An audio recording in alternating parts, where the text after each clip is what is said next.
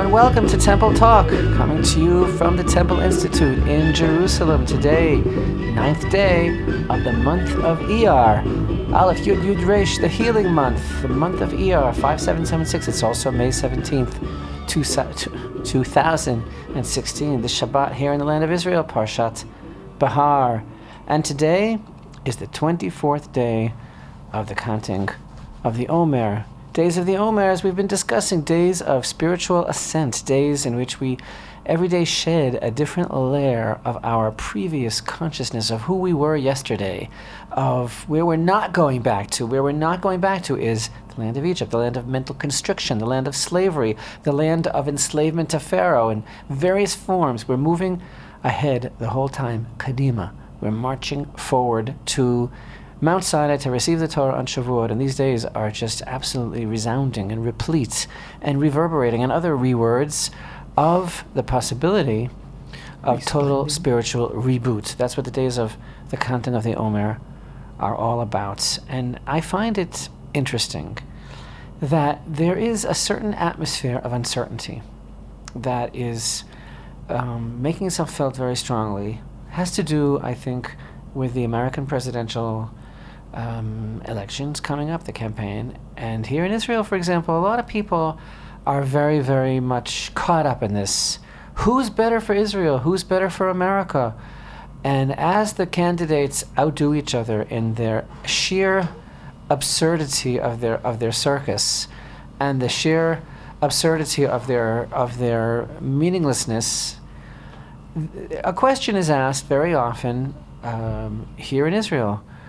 Who's better for Israel, and who has a better record in terms of the Jewish people? And of course, I understand where that question is coming from, because a lot of people feel that the state of Israel is very much dependent upon, or at least at the mercy of these interests.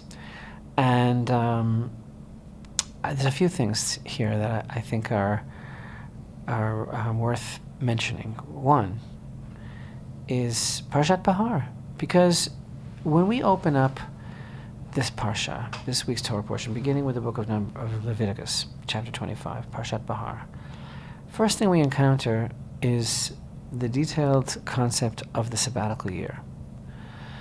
Sabbatical year is a very, very profound concept.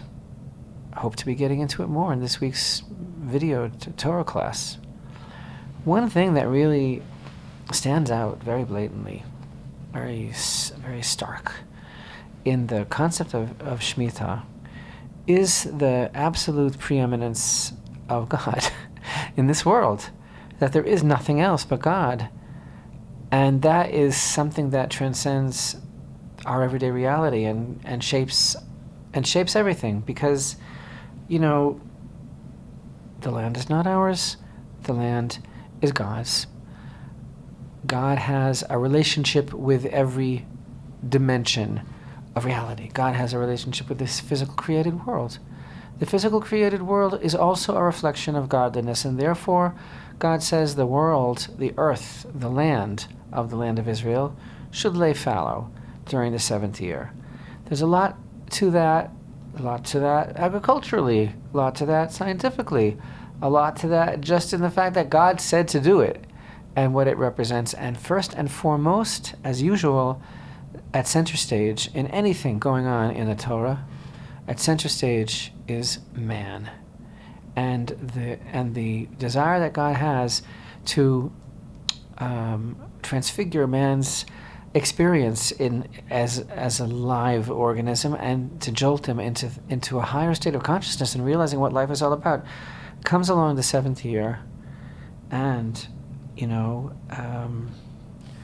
person might say, what are we going to eat?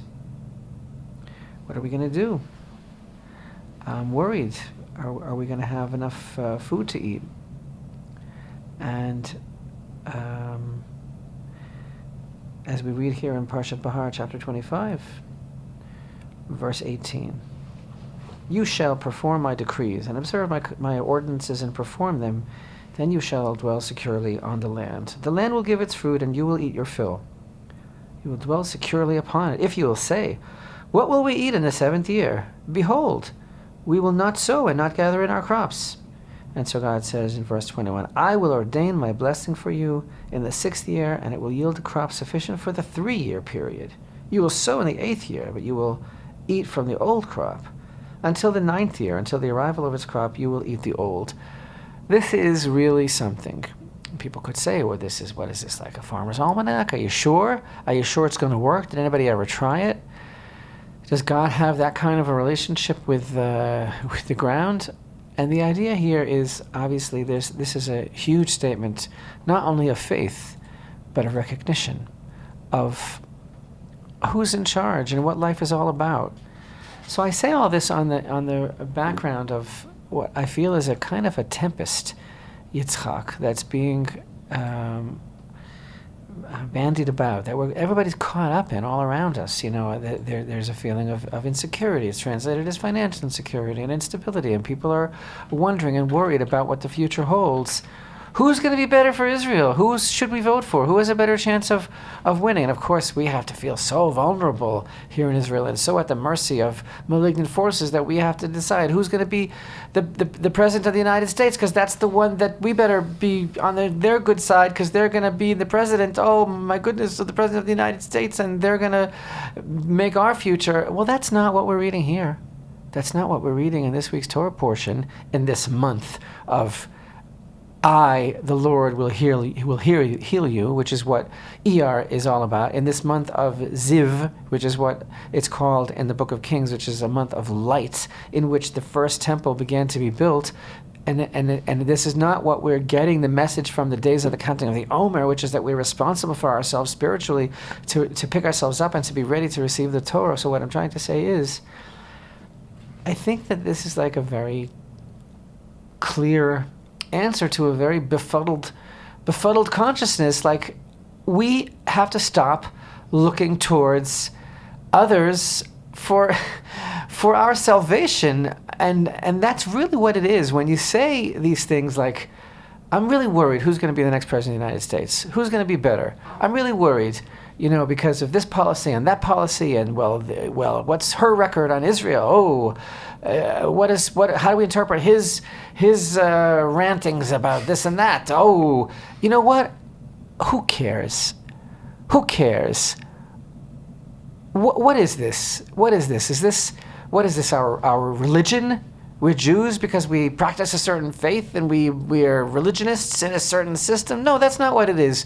We're Jews because God chose the Jewish people to manifest His existence and to vocalize what it means to be focused on a destiny throughout existence. What does that have to do with Clinton or Trump? Be'emet. Honestly, tell me, if the Jewish people have a role in this world to be the priests of the world, right? To be a kingdom of priests, to be a godly nation, what in the world does that have to do with Republican or Democrat, or what they could hold against us, or what they could threaten us with? The problem is our problem, as usual. And I think that this is just such an amazing statement. Just look in the Torah. Look and see what God expects from us, and what He's explaining to us here through the simple medium of the sabbatical year. Tell me something. God controls the land of Israel, agriculturally speaking. He's promising that there'll be crops for 3 years. So you're worried about who's going to be in the White House and how much the allocation is going to be for military aid, and whether or not people are going to force the two-state solution down our throat, and whether or not we're going to be able to, navigate through everything that's going on in the world under this one or that one. That's not the message that we're getting here in the month of Iyar, in the days of Sfirat Omer, the counting of the Omer, in the day that we read this Torah portion. The message is only Hashem is in charge. We have to stop looking to all of these idols. This is exactly why we're counting the Omer. We're out of Egypt. What difference does it make to us if we are plugged into our destiny, if we know that we are here representing the God of Israel, if we have a divinely appointed mandate? Do we believe in it or don't we believe in it? Do we believe in the righteousness of our own cause or don't we? Because the flaws and the cracks in the crystal that are expanding and that are making the fabric of it break, is not coming from the pressure of BDS and Europe and all the other crazy things that are going on outside. It's coming from inside. It's coming from the self-doubting officers in the IDF. It's coming from the left-dominated media, the left-dominated court. It's coming from the inner battle, the inner struggle over the soul of who the Jewish people are. And that is our struggle. We don't need any help in that struggle. Should I go on? And that's our strength, because we're counting the Omer, and we are getting stronger each day. I will say that. Case in point. Case in point is UNESCO's declaration regarding the Temple Mount as being a Muslim site, and the various nations and governments that embrace that or subscribe to it, and Netanyahu can be upset with this one or that one. He can be upset with France for agreeing to that, and then France wants to go and hold a conference on restarting the Middle East peace, which means the two-state solution, which means the further isolation and demonization of Israel, and the furthering the tired canard of how everything is about the settlements that are being built and how that's the whole problem. Case in point, guess what? Netanyahu is so upset about the UNESCO revisionist history, and so upset, wants to give them all a history lesson if they don't want to come. Wants to hold classes for them, invite them to a lecture, proving to them that indeed the Temple Mount is Jewish, and we have a rich, variegated, multi-level, colorful history associated with this place. But you know what? It's his fault. It's all his fault. The Temple Mount situation has deteriorated so drastically under his watch. He has empowered the Muslim Waqf and allowed them to strengthen their numbers and allowed their influence and their control, their stranglehold over the Temple Mount to grow worse than any previous administration. Jewish rights on the Temple Mount have been and are being systematically quashed and squashed on the Temple Mount more than they have been before. He's the one who's made it clear, apparently, since he holds the portfolio of the Temple Mount. He's apparently the one that's given over the orders of clamping down for the slightest manifestation of a Jewish heart and soul on the Temple Mount, for anything, for the little boys that every week are being distanced illegally by police order from the Temple Mount because they are suspected that they might have moved their lips or whatever. Young children, right? And then he's the one who complains bitterly about the insidious and heinous revisionist history that the UNESCO is, and then he's angry at France for supporting it. And there again, and at a conference that a country like France is going to make, they're already talking about how they're going to be talking anti-settlement, anti-building Eretz Israel. Guess what? Here again, has he been clear about this? No. Which side of your mouth are you talking out of? Or as Yitzchak Reuven so inimitably said to me right before we came to microphone, echoing the sigh and the consciousness of Jewish existence for so many years, he said, you can't dance at two weddings. It's an old Jewish proverb. You can't dance at two weddings means make up your mind. You can't sit on the fence. You can't have it both ways. So he can't go and complain about how others are talking about the Temple Mount and trying to wrest it from us, and how others are denying Jewish history, and how others are falsifying things, and how others are blaming Israel, when he's the one who distances Jews from the Temple Mount, outlaws Jewish expression on the Temple Mount, by all practice and purpose through all of his draconian decrees, is basically making a statement that the Temple Mount should be Judenrein, and he's the one who de facto, again, excuse me, but for all intents and purposes, there is a partial building freeze, at least in many parts of Eretz Israel for all of these years, and he is the one who is so totally ambiguous and so totally ambivalent and so totally dancing at two weddings regarding the fate of Judea and Samaria, the heartland of the land of Israel, he could make a really bold statement and hold a symbolic cabinet meeting on the Golan Heights. But in the meantime, the Temple Mount is basically rotting away under his watch. And so too, what about that? How many 200,000 Jewish people that live in Judea and Samaria? Right, Yitzchak? Is it 400,000? It's 400,000 Jewish people that live in 400,000. in Judea and Samaria? Yeah. What about their future? What about their status? Are they legal? Are they not legal? What about that whole question won't address it? Pretends that it's either going to go away or I don't know what exactly. And so when you broadcast a message of insecurity and vulnerability and a lack of confidence in the righteousness of your own path, and you broadcast that to the whole world, how could you expect the world to act differently?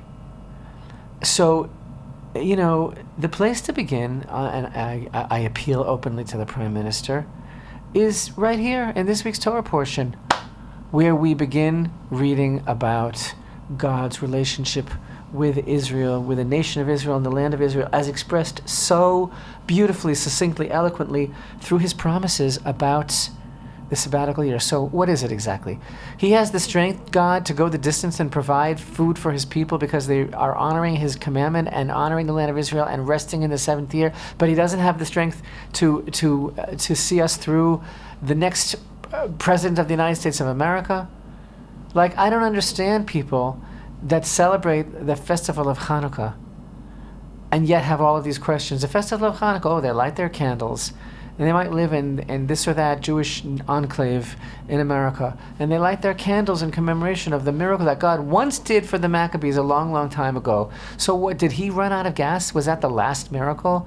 Is that it? If you believe in Hanukkah, it means that you believe in Eretz Israel, because that's where it took place. That's what it was all about. It was about house cleaning. It was about the rebuilding of the Holy Temple. So how about it? How about it? Thanks for listening. It's been 17 minutes and 26 seconds, and now here's Yitzchak. Whoa, what an introduction. Well, Rabbi, I agree with everything you said. 100%. 100% agree. What can I add to it? I don't know. I'll throw something else into the mix, and that is the upcoming Torah ordained holiday of Pesach Sheni, second Passover. Which will occur before the next Temple Talk, so we really should talk about it today, because it's going to occur on Sunday, May 22nd. This Saturday night, indeed, is the 14th day of ER, and that means that it is, as you referred to it, the biblically mandated holiday of the second Passover, which we will be reading about sequentially in just a couple of weeks in Parshat Bahalotcha, in chapter 10 of the book of Numbers, where it's not, it's in chapter 9, and it's actually in... Naso. No, it's in Bahalotcha, but it's in verse 6 of chapter 9, where there were these people who had been contaminated through no fault of their own, and they couldn't make the Pesach offering on time. And all of a sudden, we see this unbelievable, unprecedented thing. Unprecedented under anything, on land, sea, and air. Never been such an idea in the Torah until now, where they missed it. They missed it. What we're reading just a couple of weeks ago in the Torah portions in Vayikra about an offering that becomes pigul, it becomes disqualified because its time is over. So where'd they get this idea? I mean, the offering of Pesach is on the night of Pesach, on the 14th of Nisan, but yet these people got this idea and they come to Moshe. I wonder how they did it. Were they timid about it? Were they very bold? They come over to him and they said, why should we be diminished by not offering Hashem's offering in its appointed time?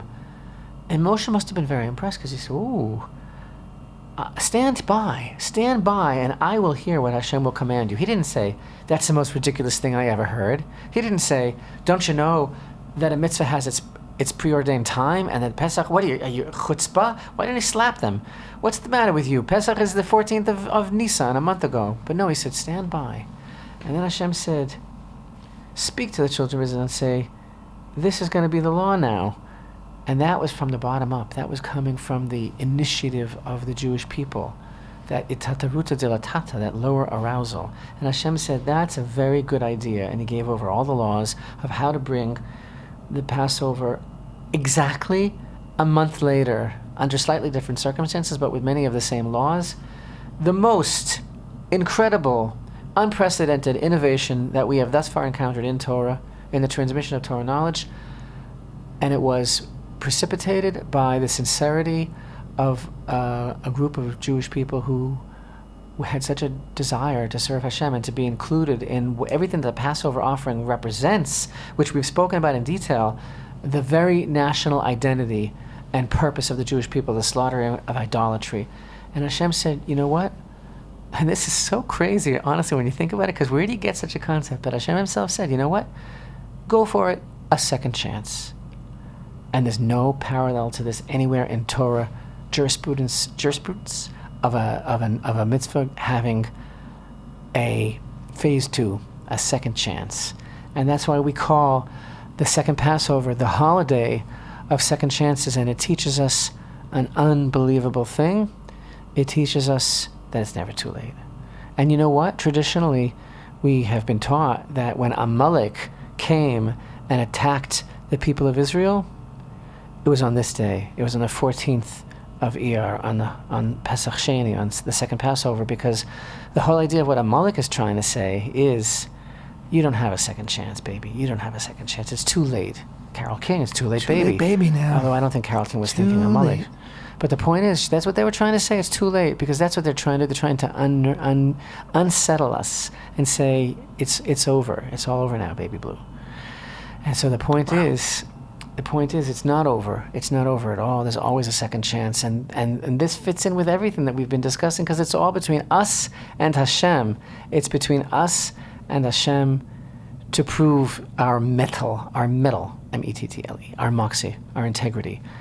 And we're not in the hands neither of Trump nor of Clinton, nor of Netanyahu for that matter. And nor UNESCO. Nor UNESCO. It's all here. It's all here. In the book of Numbers, the book of Vayikra, it's all here. Stay with us, please, in this month of hope and healing, these days of the counting of the Omer. Temple Talk, we'll be right back.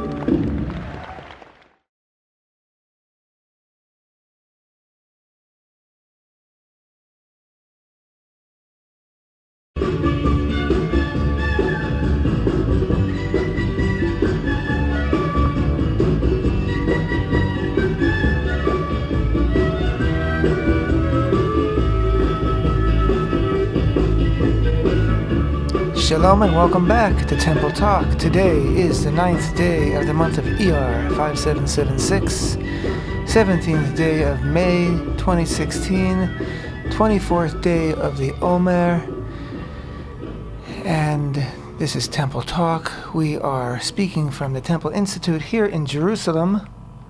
And Rabbi, you were speaking before about Parshat Behar and about the Shemitah year and about God's promise. First of all, God's statement that the land belongs to me. You're going to enter into the land that belongs to me. And that's why I am giving it to you, because it's mine to give. But of course, we need to respect the rules, and that's what God is telling us in this parsha. And as you pointed out, why should we worry about whether this one's elected or that one, when we have God's promise that even while the land will sit fallow for even 3 years in the Jubilee, the Yovel year, that God will make sure that we have what to eat. Why isn't this enough of a statement why isn't this the opening and closing of the entire portfolio when it comes to any of these leaders of the world and their pressure and all the ridiculous tactics that they place against Israel? The verse here in chapter 25, verse 23, it says, "The land shall not be sold in perpetuity, for the land is mine. For you are sojourners and residents with me." And that's it. Like you said, the land is mine. Hashem here says the land is mine. Imagine an Israeli leader like Netanyahu standing up and saying, guess what? This whole thing about the two-state solution, it's like, I'm sorry, but this is not my land to give away. This is not my land to give away. It's God's land. Wow, that would be amazing. We also spoke about the Pesach Sheni, the second Passover, and this incredible initiative that these people took. I mean, who would imagine that you can, like you said before, like what nerve it took, what chutzpah, just to say, hey, like we missed it. It wasn't our fault. So like, give us a second chance. And the amazing thing is that there was room for that second chance, that God was moved by their appeal because it came from the heart. It came from, as you said before, from below. And when you put these two things together, that God's running the whole show and the lamb belongs to God. And on the other hand, when we appeal to God, with all our hearts and souls to do his commandments, because we couldn't do it earlier for certain reasons, God is open to that suggestion. I mean, it doesn't get better than that. Let's not overlook the deepest thing here, which I think is just so unspeakably, awesomely beautiful. It's like, okay, we keep talking about how Pesach Sheni, the second Passover, is the holiday of second chances, and it's the whole antidote to the Amalekian doubt that gnaws away at a person that says you're done for, you're finished, it's dark, there's no second chance. Okay, so it's the holiday of second chances, and God gave us a second chance, and he always gives us a second chance. And again, by the way, that's another aspect of the secret of the month of Iyar, because it's of the whole reestablishment of the state of Israel and the reunification of Jerusalem. And this month, it's all about a second chance. But the amazing thing is, again, these people came forward and they said, listen, this was through no fault of our own, and maybe we could still do it. And Moshe must have said, well, I never heard of such an insane notion, but wait here, and I'll find out. It's like, and then God said, yes, I'll give them a second chance, but here's where you open up your heart in the deepest way.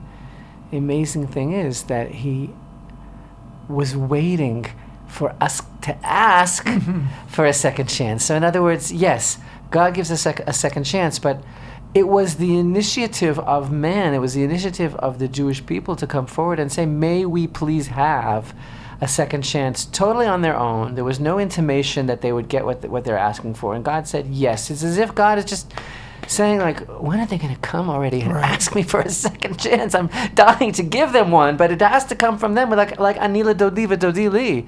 It has to be the from within, from below, the Itatut to the Tata. And he's just waiting for us to make the move. We always have to make the move, even for our own second chance. We have to show a sign of life. It's the whole secret of the Geula. It's the whole secret of the modern era, and frankly, it's the whole secret of the Temple Institute and everything that we're trying to do. It's the initiative of man saying to Hashem, you know what? Enough's enough. I know you want us to do this. I know you want us to have another chance.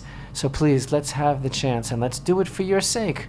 Actually, the guiding principle of the Torah, the Temple Institute, is the exact same principle. Yes, we should have done this, years ago. The people of Israel should have built the Holy Temple years ago. We didn't do it. Forever the situation was, we weren't able to. So please, God, give us another chance. Let us build it today. And that's really what we're all about. And there's a lot of aspects to this project of building the Holy Temple, and to this attempt to take hold of this second chance, this second opportunity which God has given us, has given the people of Israel so profoundly and so boldly with the land, with the state of Israel and the reunification of Jerusalem. There's so many aspects to it that we are faithfully and with determination working on so many things at once. To take this down to a very, very technical level, we have just converted over our website to a much more secure situation, so that we will not be subject to attacks Some of hostile our more veteran forces. listeners might remember that it was earlier this year. This year? It was the end of The end of last year, 2015. right, that we actually suffered a major onslaught from a hostile element that crippled us for a short period of time. So we have been, I can't tell you, how painful it's been to this process. So many things along the way. Just very painstaking, a lot of Painstaking. detail, because we had to pick up the server and move it to a secure location. But we have Completed that. process, and we're in a new location now, more secure, and we have updated our process for making donations by credit cards on the website. And funny I should mention that, because as we started to say, the Temple Institute is involved every day in presenting and teaching the story of the Holy Temple and the importance of the Holy Temple and the need to build a Holy Temple. We've recently published a new book in Hebrew, again about the Holy Temple, its importance, and the holidays which take place in the Holy Temple, how they're celebrated. Soon it will be coming out in English. This is one thing that we've done. There are our Holy Temple Visitor Center here in Jerusalem has been receiving visitors from all over the world, and it's impossible to sum up to a lifetime of a body of work as profound as the Temple Institute's, and to try to sum it up in one or two songs. The fact is, everything in this generation, all awareness, activity, education, preparation, activism towards the rebuilding of the Holy Temple was given birth to by the Temple Institute. And the amount of processes and projects that we're involved with is staggering. The plans for the building of the temple, the preparation now of the Kohanim that are going to be serving in the temple, the architectural preparation of the temple, the tremendously involved and complex Torah-based halachic issues regarding the practical aspects of the renewal of the temple service, all of the vessels, everything regarding Jewish rights and access to the Temple Mount. There are so many different subjects and so many different colors of these issues that we are involved with, and that we have been involved with for nearly 3 complete decades. And I would like to say to everyone that is in appreciation of these efforts, that feels that they benefit from the productions of the Temple Institute, from the films that we have over 800 videos on our YouTube channel, from the daily postings on Facebook and on our website. Those who feel that they are benefiting from this and that it helps them. So many people write to us and tell us that we were their first experience of Jewish education and the influence that we've had over them. I'd like to ask them to consider supporting this work, because it's not easy, and it's very, very vital to the survival and the progress and the success of the Temple Institute, that we receive this support from those that identify spiritually with this work. So, Hillary Clinton and Donald Trump can get along just fine without your campaign contribution. But the Temple Institute, we could certainly use your Trump support. definitely. Huh? Trump for sure doesn't need your campaign. We could certainly use your support, and every donation, everything is very much appreciated by us, and helps us to continue to do what we believe is holy, sacred work toward the rebuilding of the Holy Temple, because that's our reason for being the Temple Institute, that and that alone. And I must say also that we rarely ask. We really never ask, in fact. It's just not our way. But you know what? We shouldn't have to. And it's extremely, extremely pertinent for people to understand how important this is, and the Temple Institute, being a nonprofit organization, is completely dependent on the people like our listeners to make sure that this work continues. I gotta say that in the world that we're living in, with denial of God's presence, with denial of everything that Israel represents, and the tremendous, again, isolation, demonization, the lying factory of that is aligned to to try and besmirch Israel. This week's Torah portion, speaking of the concept of the sabbatical year, also it is really the answer to this whole phenomena that we see of the anti-Israel establishment that is so predicated to try and destroy Israel by any means. Why? Where is it coming from? This tremendous blind hatred, everything that's going on the university campuses and all the lies about what Israel is doing to the Palestinians, when everybody knows that Israel being not only the only democracy in the Middle East, but the rights that the Muslims have in the state of Israel many times seem to have a preeminence over the rights of the Jewish people, and all of these things, the whole fabrication of this discrimination against Israel. I think that where it's coming from is from the very fact that Israel is so connected to God at its roots.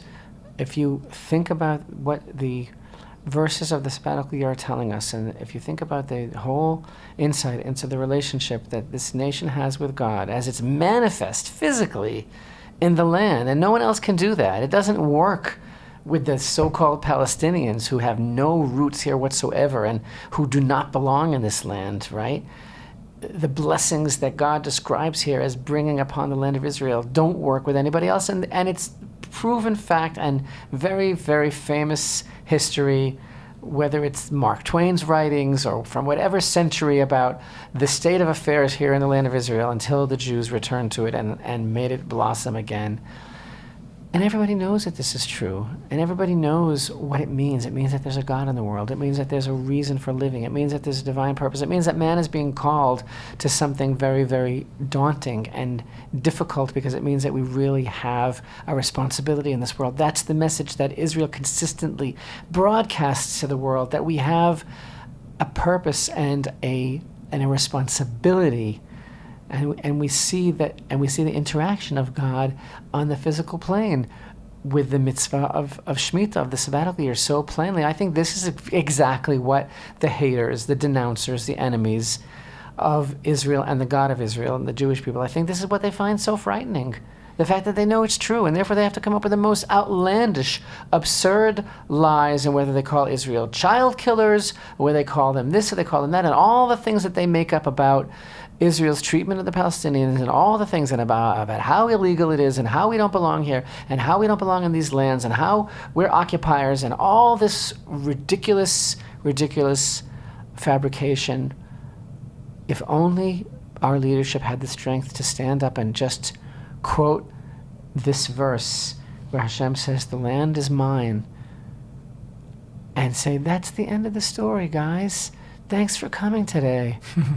Thanks a lot, but we're going home now.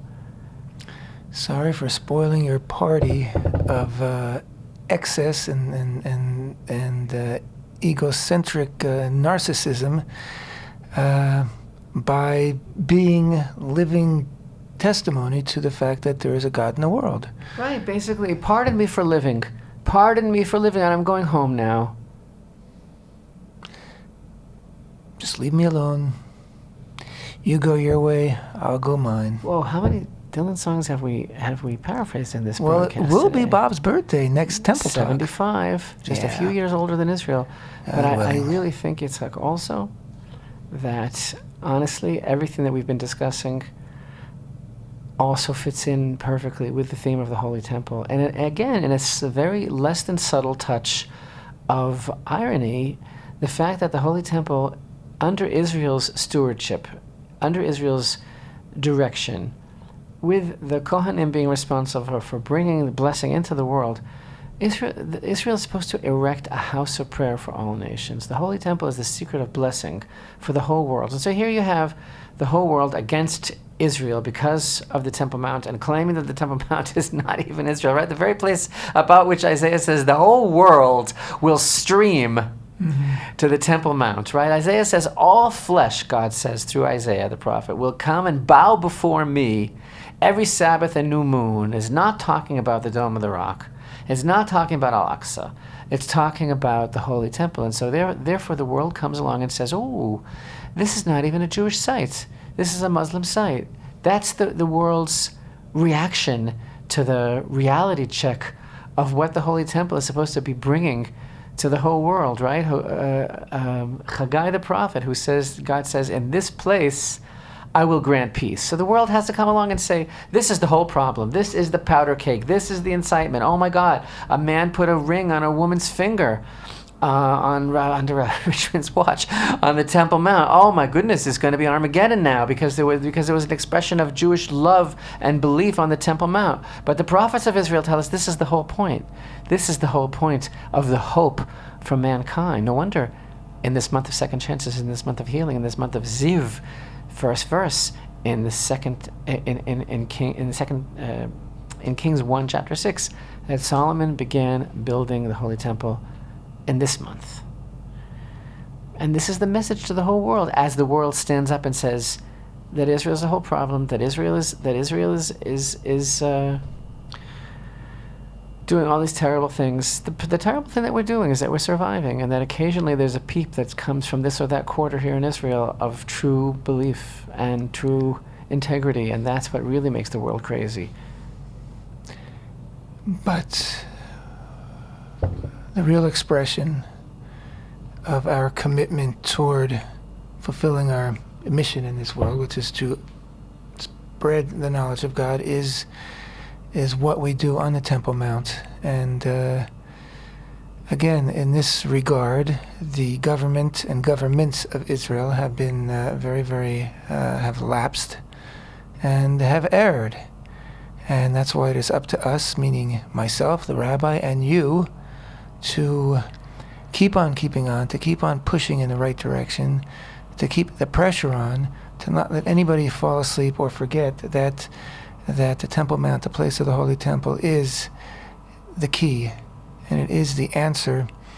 Not only will it bring blessing into the world, and that itself would be very good, but it will also silence all the those who instigate and speak evil against Israel. Because what are they going to say then when the Holy Temple is built and the presence of God is spreading throughout the world, and the Torah is coming forth from Jerusalem? What are they going to say then? Sorry, we want to go back to our little dance around our golden calves. And what are they going to say then? So we have to keep on pressing on, and as we mentioned before, and I'm going to mention again because we don't mention it enough, we always need your support, can use your support, and your support is used for the sole purpose of pushing our agenda forward, God's agenda forward, of rebuilding consciousness of the Holy Temple here in Israel and the Jewish peoples and throughout the world, to all peoples, all nations, and toward building upon that knowledge by actually building the Holy Temple where God's presence will once again dwell. Newsflash, Rabbi Richman will be speaking in the state of Minnesota and in the state of Texas in the second part of June, that is to say, late June. Stay tuned for further details and announcements through the Temple Institute's website and Facebook page. Speaking engagements in the state of Minnesota and the state of Texas in the month of June. Wow, that is news. Even I didn't know that, Rabbi. You've been keeping it under wraps. But between now and then, there is much to do.